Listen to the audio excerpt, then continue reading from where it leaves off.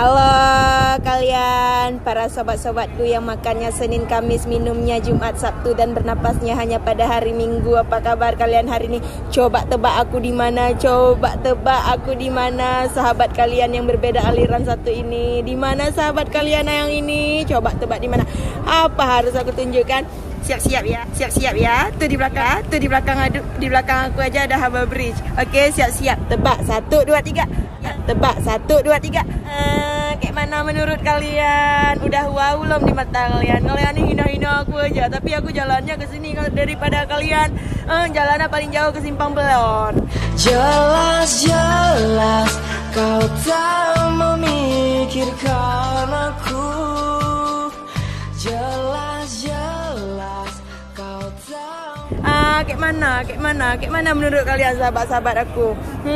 Kayak mana? Udah sombong aku belum? Apa harus aku makin sombongkan lagi sekarang? Ya Allah, bangga kali rasanya kau Prahas. Ya Allah, senang kali aku. Ya Allah, ya Allah, di belakang aku haya kali. Ya Allah, ada pok besar kali. Ya Allah, tarik pukat kayak mana caranya tuh? Tengoklah tuh di belakang aku, Ram. Banyak kali di antara kalian yang tanya sama aku, Kak Helen, sombongnya kok bisa totalitas dan sangat maksimal kayak gitu? Tolong bikin tutorialnya. Nah, tutorial sombong dari aku itu satu, gampang. Satu, kita harus punya barangnya. Dua, kalau kita nggak punya barangnya, kita harus cari cara agar dapat barangnya. Tiga, tapi caranya juga harus halal. Empat, kalau kita nggak punya barangnya, nggak apa-apa, pura-pura punya aja. Tapi kita yang penting tetap harus sombong. Pokoknya sombong itu adalah keharusan. Hidup tanpa sombong bagaikan makan garam tanpa gula, sayang. Hidup tanpa sombong tuh ibarat kata kita makan sate, ya, tapi tanpa lontongnya.